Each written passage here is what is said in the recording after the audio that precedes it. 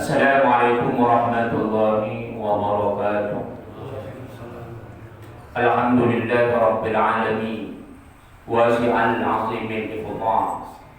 Wassalatu wassalamu ala sayyidina Muhammadin al-mab'utsu litasmima makarimal akhlaq al-mufaddalu ala kafatil makhluqati ala al-itlaq wa ala alihi مصاب سنة العالم وأصحابه الباذلين أنفسهم لتوضيح الشرائع والأحكام وعلى سائر الأئمة المجتهدين القائمين بحفظ ناموس الدين أما بعد.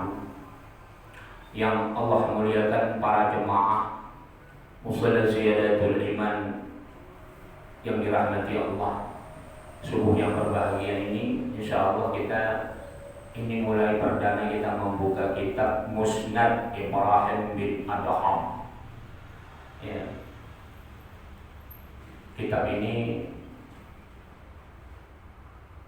lebih kurang umurnya sudah 1000 tahun lebih. Insyaallah nanti akan kita bahas. Kitab tentang masalah hadis. Mari sama-sama kita mulai dengan membacakan ulumul Quran.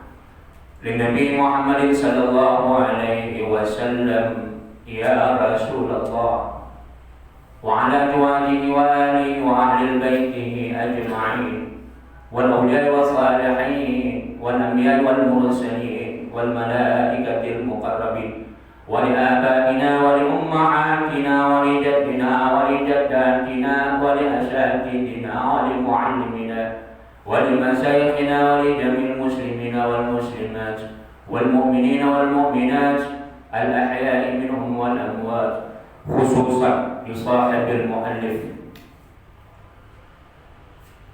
kitab Musnad Ibrahim bin Adham Az-Zahid, Ibrahim bin Adham Abu Ishaq bin Mansur bin Zaid bin Jabir Al-Adil wa yuqal Al-Ghanimi, Muhaddis al-Islam al-Hafiz Muhammad bin Ishaq bin Muhammad bin Yahya al-ma'ruf bi Ibni Manda atau Ibnu Manda, wa nafa'na bihi wal muslimina bi ulumihi wa bi ulumi jami'il ulama. Ya Allah, ya Tuhan kami, berilah keberkahan kepada kami di dalam majelis ilmu ini, di dalam majelis kitab hadis ini, kiranya bermanfaat kepada kami, keluarga, anak maupun keturunan kami.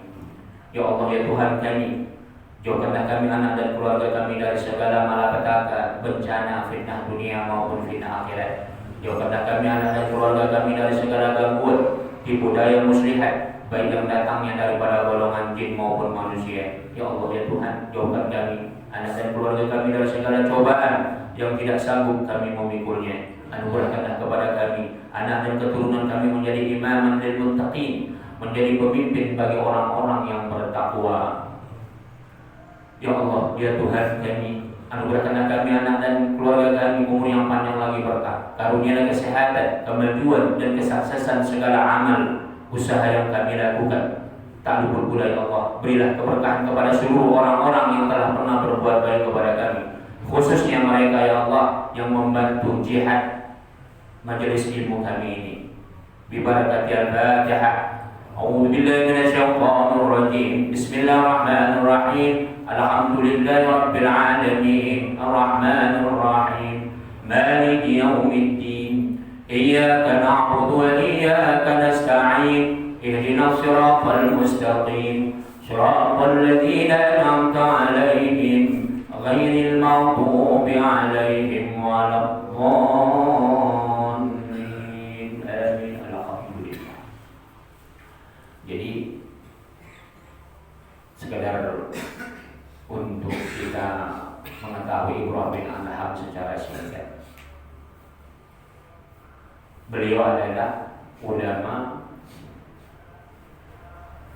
yang lahir, ini perbedaan pendapat ulama. Namun kalau Ibnu Katsir mencatat beliau meninggal tahun 162 Hijriah.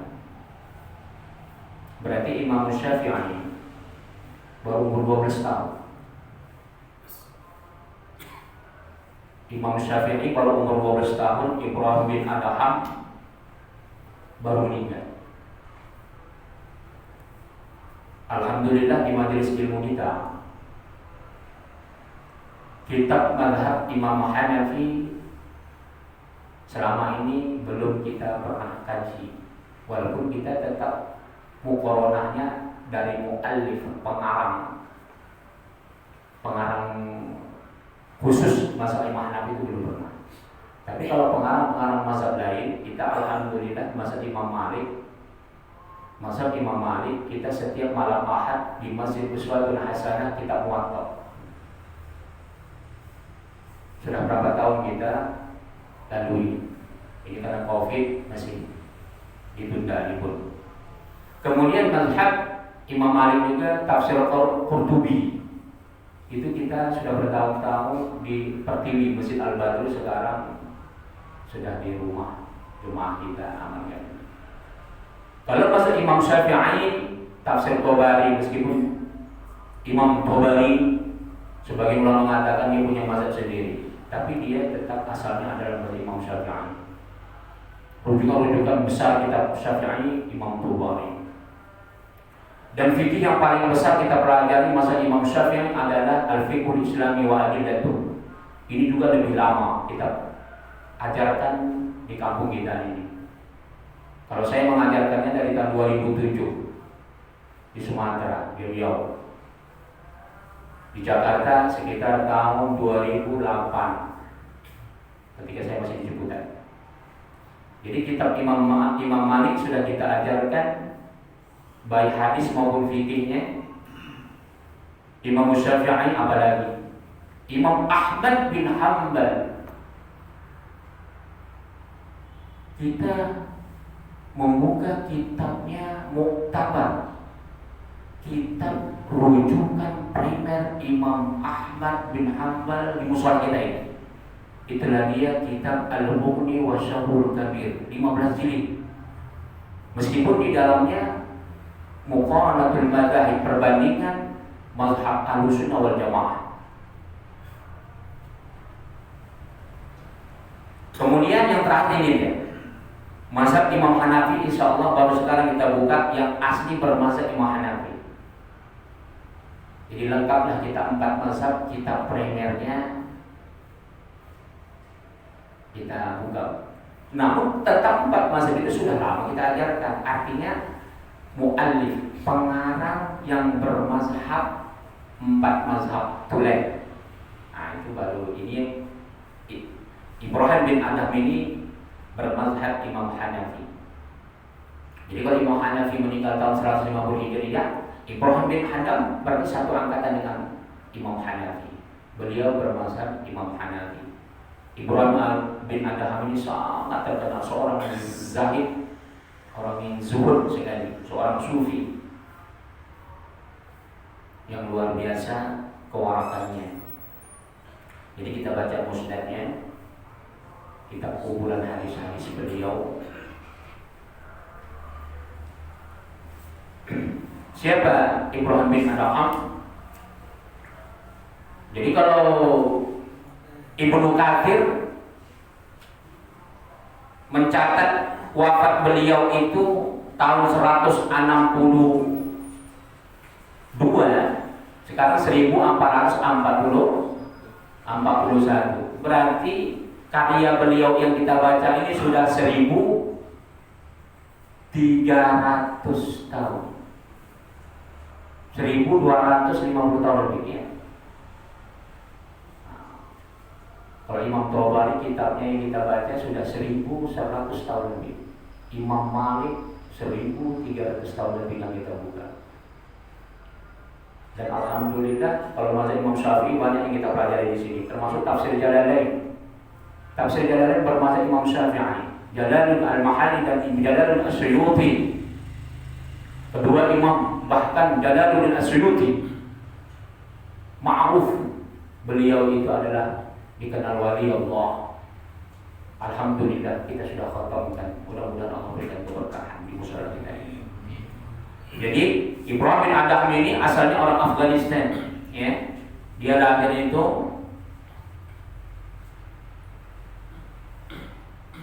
Ada nama kampungnya Balah ya. Beliau ini semasa hidupnya paling suka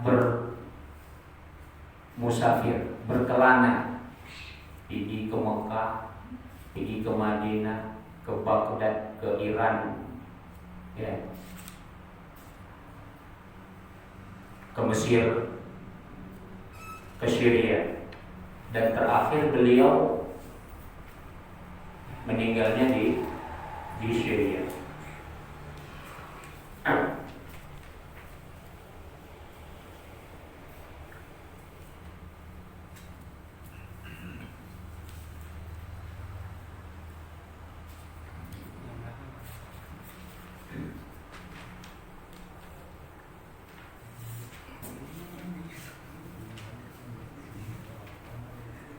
Karya beliau diantaranya ya, namanya Kitab Al-Iman. Ini ada 2 jilid. Kemudian Kitab Tauhid, Kitab As-Sifat, nama judul kitabnya. Kitab Tarikh, sejarah. Ini besar sekali kitabnya. Kemudian kitab tentang Ma'rifatus Sahabat, sejarah tentang sahabat. Kemudian kitab Al-Bundi wal Alqab, Fathul Bafil Kunni wal Alqab, tentang bicara gelar-gelar dan lakab-lakab, nama-nama. Kemudian kitab tentang An-Nafs wa Ruh, tentang jiwa dan roh. Kemudian kitab beliau ada namanya Ar-Raddu 'ala Al-Nafsiyah. Kemudian beliau juga mengarang kitab judulnya Ar-Raddu 'ala Jahmiyah, pemahaman-pemahaman sesat. Kemudian beliau juga menulis tentang sejarah Tarikh Asfahan. Kemudian beliau juga menulis tentang kitab Nasikh wal Mansukh.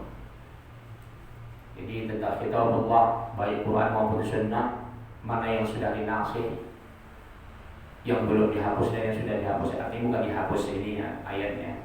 Artinya khitab anjuran Allah Subhanahu wa taala atau Rasul itu yang pertamanya A, kemudian dianjurkan yang B gitu ya. Kemudian para ulama, kemudian yang terakhir adalah Musnad Abi Hanifah. Subhanallah. Jadi kumpulan hadis-hadis yang sangatnya bersambung langsung sampai ke Abu Hanifah itu beliau yang menyusunnya. Termasuk ini Musnad beliau sendiri. Meskipun nanti diperdebatkan ya, hadis-hadis yang beliau angkat. Nanti ada yang dhaif. Bahkan ada ulama sekarang mengatakannya maudhu, hadis palsu umpamanya. Tapi sanadnya nih yang maudhu umpamanya. Tapi jangan heran, sebelum lahirnya Imam Bukhari dan Imam Muslim, Imam Syafi'i sendiri, sekalipun Imam Syafi'i, tidak ada kitab yang paling sahih setelah Al-Quran kecuali Muwatta. Ya karena ketika itu baru itulah yang ditemukan sanad-sanad hadis yang sumbernya sangat kuat. Tapi setelah itu, setelah meninggal Imam Syafi'i, setelah meninggal para ulama-ulama mujtahid, kita muncullah ulama-ulama hadis. Ternyata Imam Bukhari, Imam Muslim menemukan hadis-hadis yang sangat banyak sekali, yang sanadnya, yang kekuatan mutawatirnya, tingkat kesahihannya lebih tinggi. Jadi Imam Bukhari nomor 1, kemudian Imam Muslim nomor 2. Makanya Imam Syafi'i mengatakan, "Idza shahha al-hadits fa huwa madhhabi." Apabila kamu temukan hadis yang sahih, maka itulah mazhab aku. Artinya Imam Syafi'i tidak menonton, tidak saklek, tidak dia mempertahankan pendapatnya lebih benar. Gitu ya. Begitu juga mazhab yang lain, Imam Hanafi, Imam Malik maupun Imam Ahmad, apalagi Imam Ahmad bin Hanbal. Jadi musnad tipis, berbeda dengan musnad Abu Hanifah atau musnad Imam Ahmad bin Hanbal kembali. Sana ulama alaih, pujian ulama tentang beliau siapa? Qala Sya'arrah Abu Ismail Al-Ansari mengatakan Abu Abdullah bin Mandah Sayyidu Ahli Zamani. Beliau mengatakan Ibnu Mandah ini adalah orang yang paling mulia, pemimpin yang paling baik pada masanya, ulama yang terbaik pada masanya. Jadi Said itu ya, kalimat Said gak boleh sembarangan kita pakai dalam Islam. Said itu hanya untuk orang yang saleh, yang memang benar-benar sudah teruji kesalehannya. Jadi itu hanya disandingkan untuk Rasulullah SAW atau ulama-ulama yang betul-betul sudah disaksikan oleh ulama yang lain. Mereka itu bergelar Sayyid.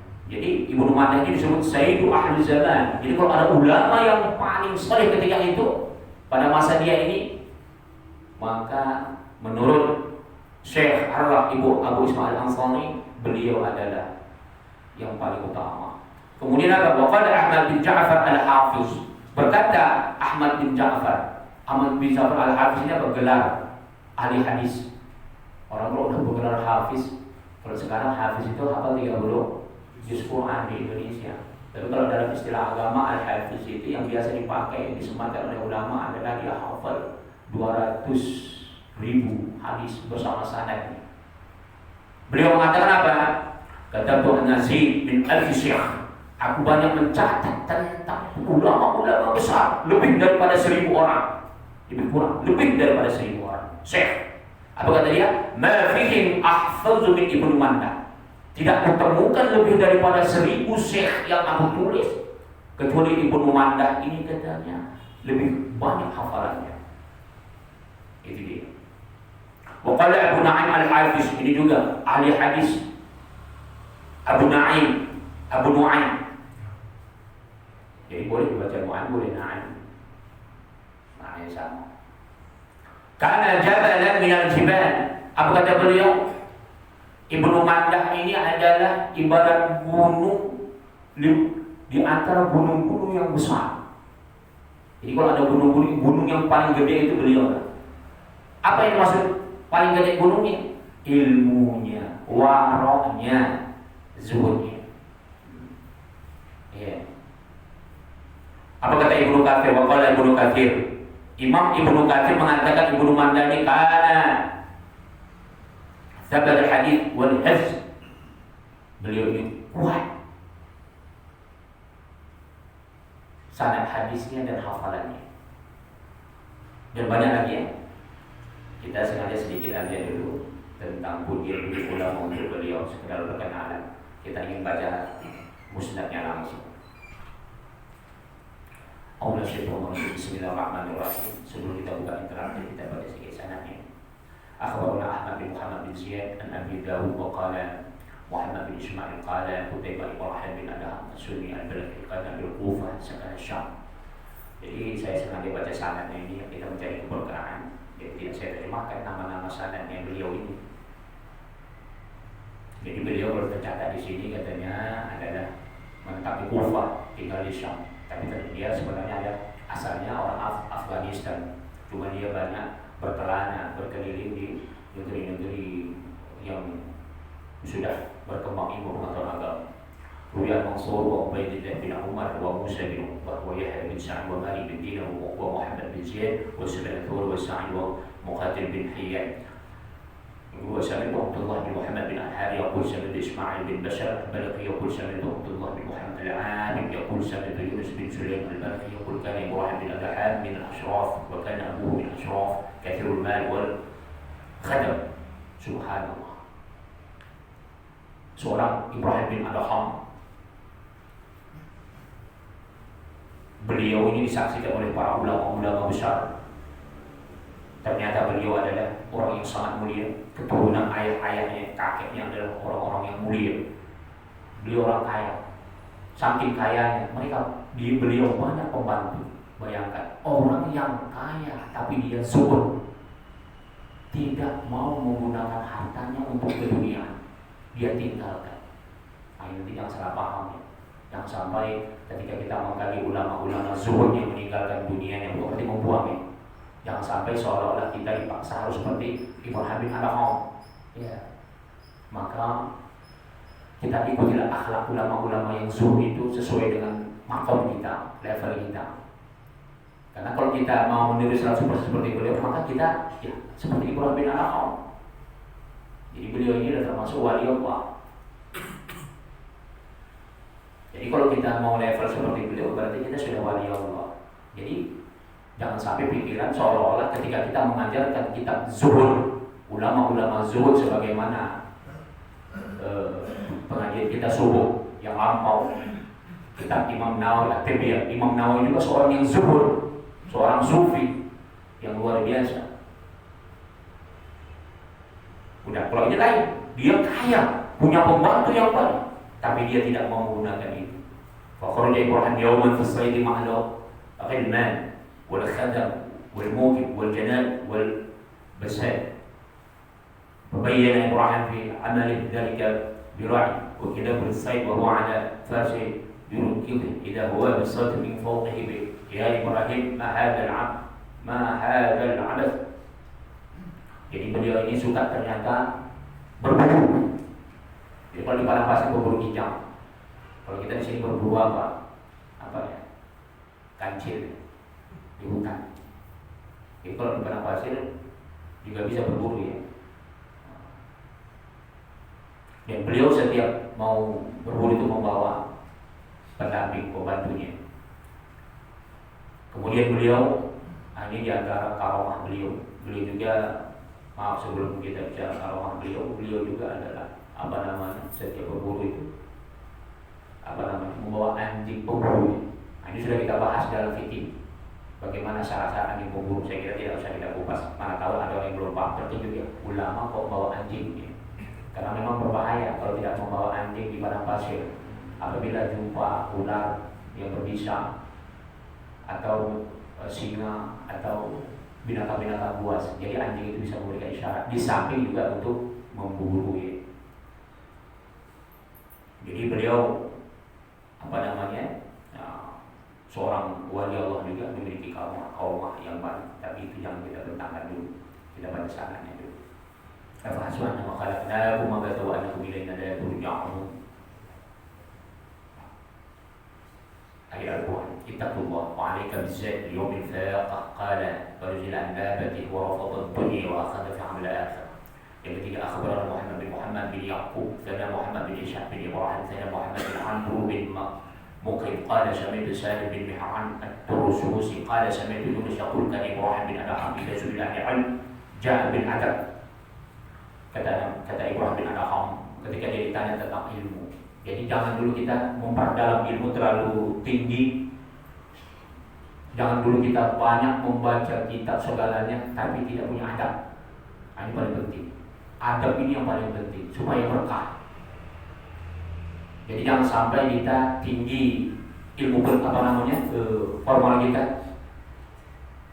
Banyak kita mengaji setiap hari kesana kemari tapi nggak punya adab. Ini berbahaya. Jadi adab itu sangat luas sekali. Adab kepada ilmu, adab kepada majelis ilmu, adab kepada ulama. Ini yang sering banyak dilanggar. Makanya jangan heran, banyak orang yang mengaji bertahun-tahun tapi tidak berkesan di hatinya. Asik lupa saja. Ini hati-hati. Biasanya keberkahan kurang. Kenapa? Karena kurang adab. Baik adab terhadap majelis ilmu atau adab terhadap gurunya. Jadi jangan disamakan. Kadang-kadang banyak orang salah menginterpretasikan tentang makna sahabat. Rasulullah nggak pernah mengatakan junior dan senior. Itu salah. Ingat, Rasulullah SAW lebih muda daripada Abu Bakar Siddiq, daripada Utsman bin Affan. Udah, dulu banyak sahabat lebih tua. Bahkan Abu Bakar Siddiq ayahnya masih hidup ketika itu. Seluruh, bahkan pamannya sendiri. Apakah pernah pamannya mengatakan Muhammad? Tak pernah. Apakah pernah pamannya merasa kamu kemanakanku nak? Dia panggil anak? Tidak pernah. Karena ini sudah ancaman Allah dalam Al-Quran. La taj'alu du'a Rasul bainakum ba'd. La taj'alu du'a Rasul bainakum ba'd. Maaf, Allah syaitan. Bismillahirrahmanirrahim. Ya ayyuhalladzina amanu la tarfa'u aswatakum fawqa sawti an-nabi wa la tajharu lahu bil qawli kajahri ba'dikum li ba'd an tahbata a'malukum wa antum la tash'urun. Amal ibadah kamu, kata Tuhan, akan terhapus tanpa engkau sadari ketika engkau mengangkatkan suaramu lebih tinggi daripada Rasulmu. Itu dia. Antah berdoa kamu. Jadi, kemudian jangan engkau menyebut Rasulullah sama seperti engkau menyebut sesama engkau. Kata Allah, ini nanti akan menjadi fitnah yang paling besar dan Allah akan timpakan azab. Jadi siapa saja, sampai kapan saja yang menghina Rasulullah, merendahkan Rasulullah, akan Allah hinakan dunia akhirat. Jadi dari sejak hidupnya Rasulullah sendiri, adab-adab itu sudah ada. Meskipun Rasulullah lebih muda umurnya. Jadi ada perbedaan-perbedaan di dalam majelis ilmu itu dengan di luar majelis ilmu. Yang kita sesama kita itu banyak jauh perbedaannya ya. Jadi adab-adab itu sangat banyak. Sehingga adab inilah kata Ibrahim bin Adham akan menentukan apakah kita layak menjadi orang yang dikatakan saleh, dikatakan alim. Kita teruskan. Ibrahim bin Adham, Abu Ja'far Muhammad bin Ali bin Husain bin Ali bin Abi Thalib radhiyallahu anhu. Akhbarana Muhammad bin Sya'ib bin Abdurrahman al-Akhmimi bi Misr. كذا غسان بن سليمان عن عبد الله بن عبد الرحمن الجزري عن سفيان بن ابراهيم بن الضحى عن محمد بن علي عن ابيه عن جده عن علي بن ابي طالب رضي الله عنه قال قال رسول الله صلى الله عليه وسلم من انعم الله عليه نعمة فليحمد الله. Kata Rasulullah sallallahu alaihi wasallam dalam Musnad Ibrahim bin Adham ini, barang siapa yang mendapat nikmat dari Allah Subhanahu wa taala akan suatu nikmat, maka ucapkanlah alhamdulillah. Ya. Segala puji bagi Allah. Wa man istabta'a rizqa falyastaghfirillah. Kata Rasulullah sallallahu alaihi wasallam, barang siapa yang serat rezekinya, yang maksud di sini ya uang ya, atau rezeki kehidupan. Mungkin sakit. Apa saja rezeki kehidupan, uang atau sakit atau mungkin dihina orang atau apa saja. Meskipun kita yang benar, kita dihina orang. Apa kata Rasulullah? Falyastaghfirillah. Maka ucapkanlah istighfar, ya Allah aku mohon ampun kepadamu ya Tuhan. Ya. Wa man hazzabahu amrun falyaqul. Lantas bagaimana? Kata Rasulullah, kalau kita menghadapi sebuah perkara yang berat ditimpakan kepada kita, persoalan yang kita hadapi, kita diperintah orang atau apa saja, falyaqul, maka ucapkan kata Rasulullah, la haula wala quwwata, tidak ada daya dan tak ada upaya kekuatan kita illa billah, kecuali kekuatan itu tangan Allah. Jadi kalau kita sudah baca la haula wala quwwata illa billah, ini Allah akan berikan kemudahan. Jadi kalau istighfar kita supaya jangan seret rezeki kita apa saja, istighfar ini akan memudahkan kita. Dua, pertama mungkin Allah bukakan pintu rezeki kita. Yang kedua, meskipun Allah belum buka, dengan istighfar hati kita tidak mengeluh kepada Tuhan dan tidak mengeluh kepada diri kita melampaui batas, tidak putus asa, tidak stres. Ya, ini kan enggak. Kalau ada cobaan, kita selalu menyerahkan diri kita atau kita menyerahkan Tuhan. Ya Tuhan, aku tiap hari musola, sholat subuh, tetangga aku seumur hidup nggak pernah sholat di musola. Ya Tuhan. Sementara saya kok nggak kaya-kaya ini, miskin tuh. Jangan begitu. Itu gunanya istighfar itu. Ya Tuhan, capek kali aku mengaji, tapi kok miskin terus ini. Usaha pun mandek-mandek, yang dulu maju sekarang bangkrut. Tetangga saya nggak pernah sholat, bisnisnya lancar kali, ya Allah. Ini salah. Ya, itu nggak boleh. Kemudian yang terakhir kita baca, wa bisnadihi an Ali bin Abi Thalib radhiyallahu anhu an Nabi sallallahu alaihi wasallam qala la yazalu al-'abdu fi sa'atin min dini ma 'amma akhahu an-nasiha fa idha hada 'an dhalika sulibat tawfiq. Belum dikatakan seorang hamba itu luas tentang agamanya sebelum dia mampu menasihati orang paling dekat. Dan apabila dia diancam atau dapat tekanan dan sebagainya, tapi dia mampu berani mengatakan kebenaran, maka dia akan mendapat taufik dari Allah, mendapat kebaikan, kesuksesan. Ini paling berat ini. Ya, paling berat. Berapa banyak kalau dia mendengar nasihat gurunya, cuek aja. Diajarkan ilmu oleh gurunya tak mau ngamalkan, cuek aja. Tapi kalau istrinya yang memerintahkan dia meskipun yang batil, taat dia. Ya, lebih taat kepada istrinya daripada orang-orang yang saleh. Jadi taat dia dalam maksiat ini salah. Jadi jangan sampai seperti itu ya. Jadi sebelum kita buka tanya jawab, kita alhamdulillah kita sudah sampai 5 sanad hadis daripada kitab Musnad ini. Ibrahim bin Adham pernah menasihati orang soleh. Orang solehnya rajin ibadah, rajin tawaf, tapi ditengok kering. Orang rajin ibadah tapi kering hatinya, wajahnya tidak memancarkan kesalehan. Apa kata Ibrahim bin Adam? I'lam annaka la tunalu darajatan as-salihin hatta tajuju sitta aqabat. Orang yang soleh tidak ada kesan di wajahnya, di hatinya, di amal perbuatannya. Ada yang kurang. Ketahuilah, kata Ibrahim bin Adam, sesungguhnya engkau belum mencapai derajat yang soleh kecuali sampai kamu mampu menghadapi 6 cobaan. Yang pertama, tuqlaqu babun ni'mah. Kamu harus mampu menutup bab nikmat. Apa saja nikmat kamu tutup. Artinya jangan terlalu glamor. Ini tuh level kita, jangan terlalu glamor. Tapi kalau wali-wali Allah memang, jadi kalau wali-wali Allah itu memang kita belum mampu mengikuti. Istilahnya rezeki yang ada itu cukup dimakan hari ini. Nah, itu bukan level kita. Cuma kita mengambil hikmah dari perkataan ini, artinya jangan sampai kita terlalu banyak berpikir tentang kesenangan. Wa tuftahu babu syiddah, dan kita harus membuka pintu-pintu kesulitan. Jadi jangan pernah kita merasa takut menghadapi kesulitan. Yang kedua, tuqlaqu babul azm. Seseorang orang yang kalau dia seorang soleh yang mau memiliki martabat yang paling tinggi, dia harus bisa menutup pintu-pintu kemuliaan. Bukan kemuliaan agama, pangkat, kemuliaan, jabatan, kemegahan dunia, kedudukan dunia maksudnya, dan kemuliaan dunia. Wa tuftahu babul dhil, dan dia berani membuka pintu-pintu kehinaan. Artinya apa? Kalau untuk level kita yang paling rendah, ketika kita dihina orang, jangan sampai kita anggap itu musibah. Jangan sampai kita anggap kehinaan yang diberikan orang kepada diri kita itu adalah bencana dan menyebabkan kita stres. Dan itu harus kita hadapi. Kemudian yang ketiga, tuqlaqu babur rahah. Kita harus bisa menutup.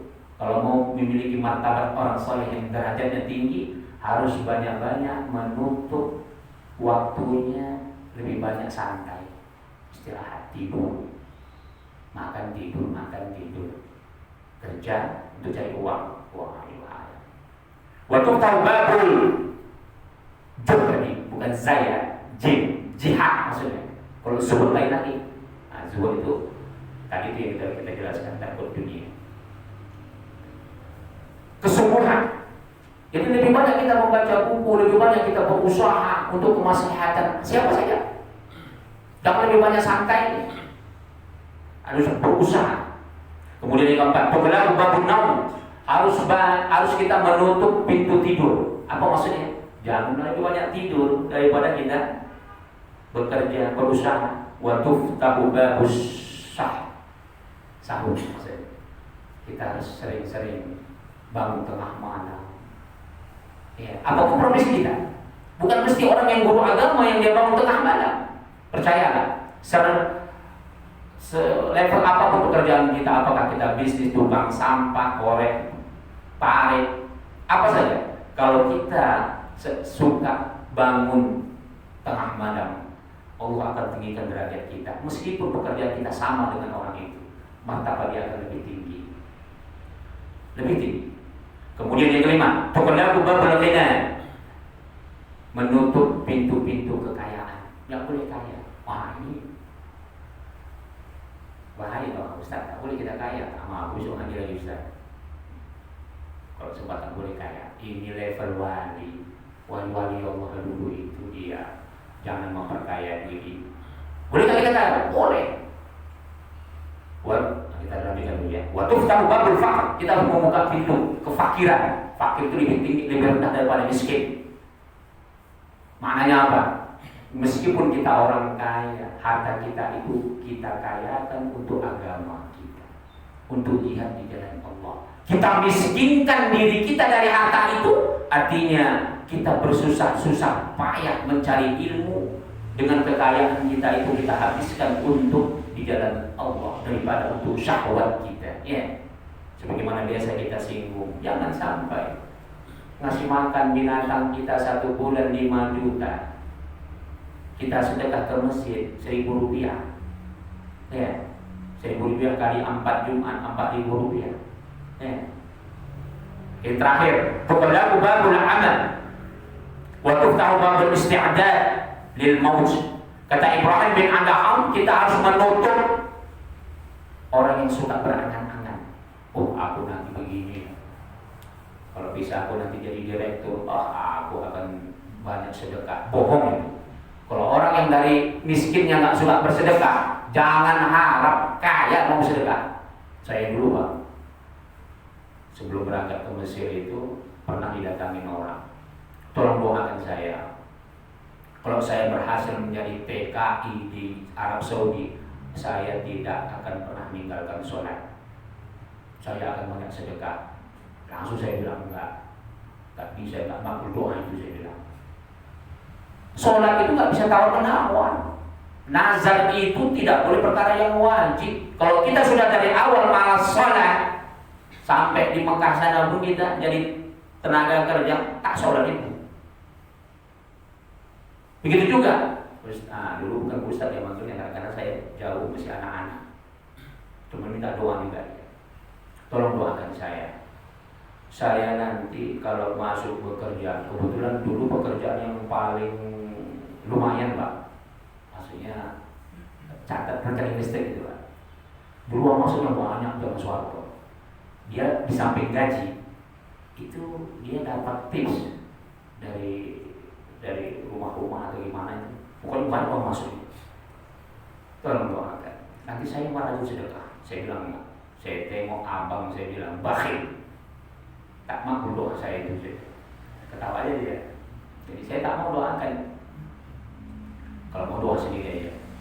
Jadi kalau kita dari awalnya memang bakhil. Kalau kita menghayal berangan-angan kaya baru kita enggak bakhil, itu enggak benar. Kecuali kalau kita taubat. Taubat kita tidak ukuran kaya atau miskin. Dari miskin dulu kita baru mau bersedekah, insya Allah kaya akan bersedekah. Kemudian apa? Membuka isti'dad lil maut. Kita harus selalu membuat persiapan untuk kematian. Jangan sampai kita lupa mati. Ya. Bayangkan kita mungkin hari 1 jam akan datang meninggal, atau 5 menit akan datang. Maka sebelumnya kita harus isti'dad. Apa persiapannya? Ibadah. Kalau kita nggak sanggup ibadah yang banyak, waktu nggak ada, niatkan seluruh perbuatan kita, pekerjaan kita, perkara dunia dan ibadah. Yang paling terpenting dari itu semua, qalbun salim. Yauma yanfa'u malu wala banun illa man aqallah biqalbin salim. Bersihkan hati. Jangan pernah kita berburuk sangka meskipun kepada orang yang membenci kita. Kita boleh tegas sebagaimana tadi Ibrahim bin Adham mengangkat hadis Rasulullah. Kita harus tegas. Bukan berarti kita dendam. Kita harus tegas sama siapapun. Meskipun dia benci sama kita ketika kita tegas, tidak apa-apa. Kita harus bisa berani untuk terus berhadapan dengan problem-problem yang kita hadapi. Bersihkan hati kita. Selalu membersihkan. Jangan pernah berusaha pertolongan kepada Allah. Yang kedua kepada sesama kita. Bersihkan terus hati kita. Jangan sampai pernah mengeluh, jangan pernah sampai menyalahkan orang, menjelekkan orang dan sebagainya. Wallahu ta'ala alam bisawab. Silakan kalau ada pertanyaan. Ini pengajian kita sudah lewat. Silakan kalau ada pertanyaan. Kalau kita tutup. Apa? Ustaz, Silakan. saya Ustaz bilang kalau orang-orang tidak menyebut Rasulullah dengan Sayyidina, Ustaz, Allah azab gitu. Nah, bagaimana kadang sekarang ini kan ada kelompok atau masa kan tidak dia tidak melakukan dengan untuk amal Sayyidina gitu, Ustaz. Nah itu gimana, Ustaz? Terus kedua, zaman sekarang ini ada nggak Ustaz terbuka di dunia ini atau di Indonesia kan gitu. Terus Ustaz pernah ke Jawa Timur mana gitu, ada nggak orang jukut yang pernah Ustaz lihat gitu? Indonesia ini atau dunia atau di mana di dunia gitu? Iya. Itu dia. Jadi kita jawab orang yang zuhud dulu. Orang yang zuhud di Indonesia ya banyak sekali. Saya banyak menemukan ulama-ulama kita. Nggak usah jauh-jauh lah, sampai ke Pulau Jawa saya pernah lihat. Di Ciputat saja itu kan bisa dikatakan zaman modern ini ya. Zaman modern begini saja, yang semuanya mall ada segala macam. Saya temukan ada seorang imam musholla. Subhanallah, imam musholla. Seumur hidupnya belum pernah makan Kentucky, belum pernah mau makan yang di luar-luar digoreng itu. Dia paksakan dia minum hanya air putih dan masakan istrinya. Kalau istrinya sakit, dia sendiri yang masak. Ini bukan karena dia menjaga yang lain, ya, tapi memang karena zuhudnya. Itu saya temukan. Kemudian perkara-perkara yang haram, apalagi yang maksudnya perkara yang subhat, apalagi yang haram. Yang subhat dia tidak mau sentuh, yang ragu dia. Kalau orang ngasih sesuatu dia tanya, ini dari mana? Nanti dia sebut, walaupun dia tidak tanya sumbernya, cuma dia tanya ini dari mana. Kalau dari pribadinya dia tahu ini orang ini bekerja di mana gitu ya. Dia menurut ragu, tapi dia tetap terima. Tapi dia sedekahkan ke orang lain. Dan bukan hanya di situ, di Riau juga begitu saya temukan. Banyak saya temukan masih ada zaman modern gini. Dan mereka tidak pernah mau populer. Bahkan kalau saya katakan dari orang Ciputat ini, di komplek Ciputat pun nggak dikenal sama dia. Tak ada yang kenal sama dia. Maksudnya orang-orang yang hebat. Tapi kalau masyarakat dia tetangganya kenal. Tapi kenal pun masyarakat sama dia orang biasa. Makanya jangan heran nanti kita wali-wali Allah itu diantara alamatul wali, ciri-ciri wali Allah itu ada nanti dia itu kehadiran dia tidak dikenal, tidak dianggap orang, dia tidak ada pun tak jadi orang.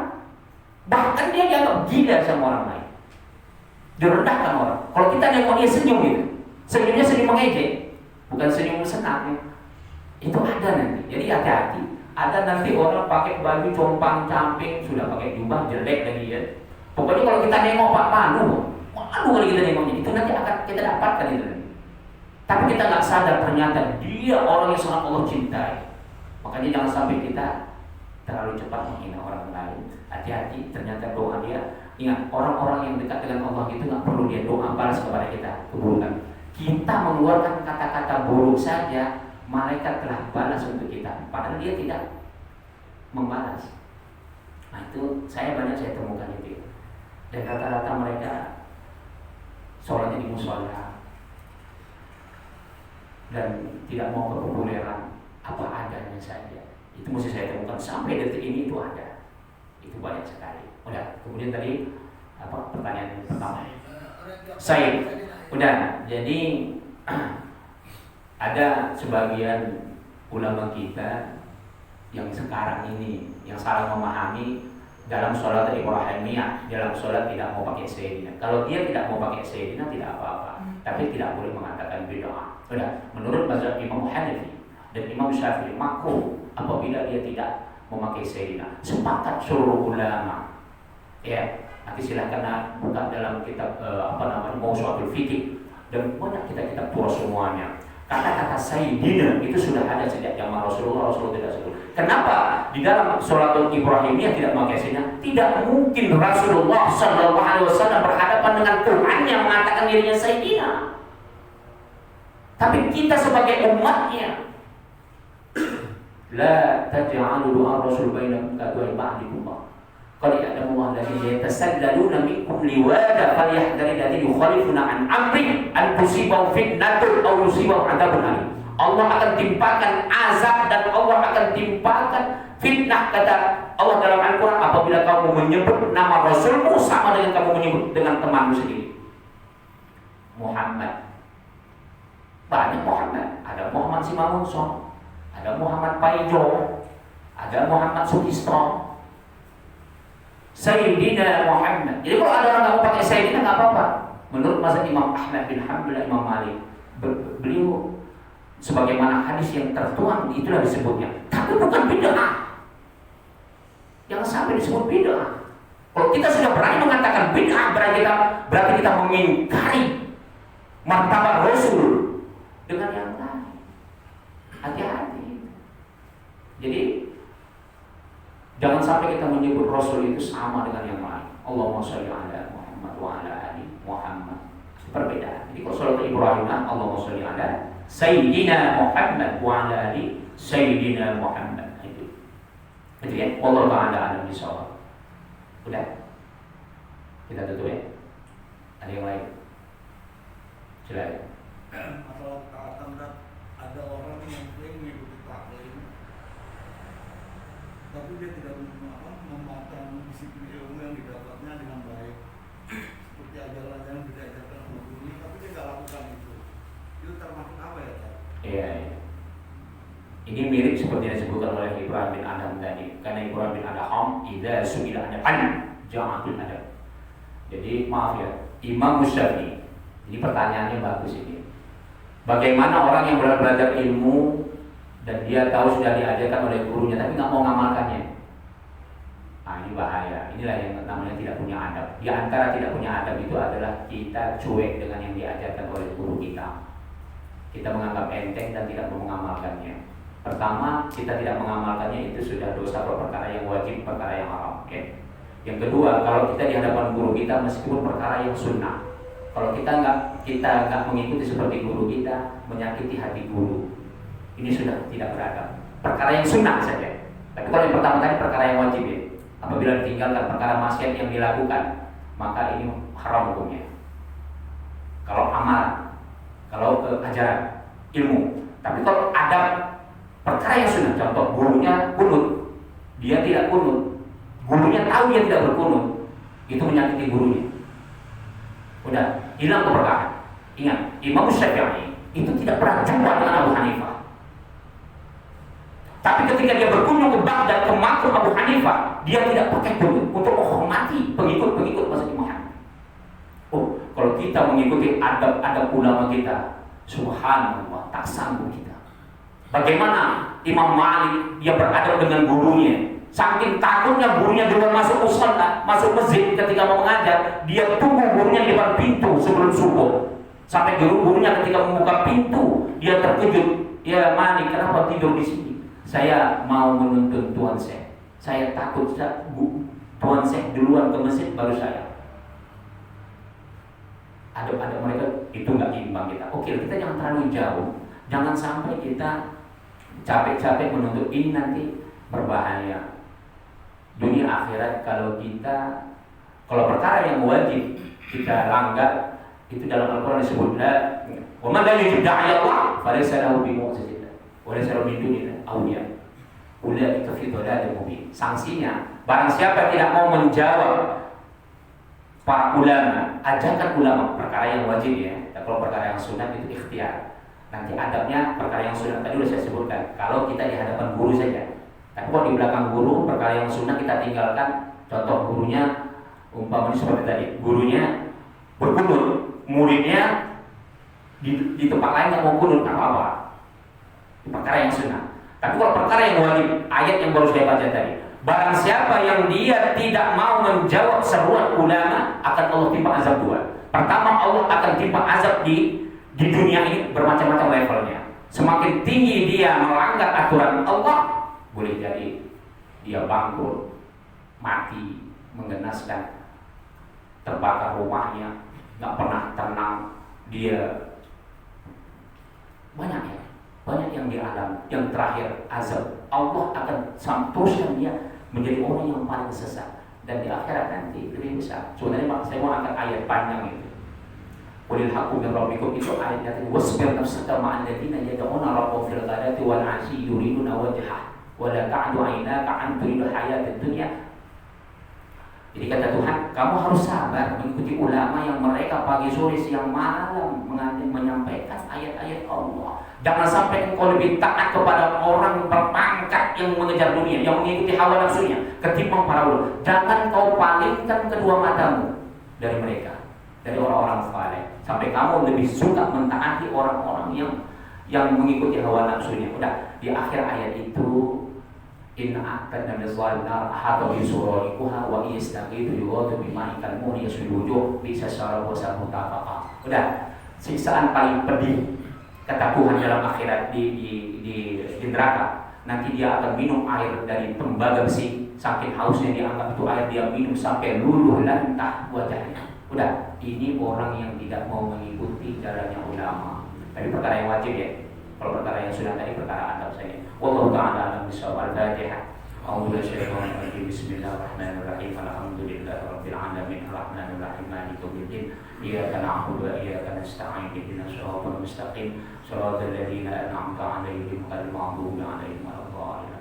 أعوذ بالله من الشيطان الرجيم. بسم الله الرحمن الرحيم. اللهم اجعل هذا المجلس بركة ومباركة وبعنا لنا فتنة من الدنيا والآخرة والحمد لله رب العالمين. السلام عليكم ورحمة الله وبركاته.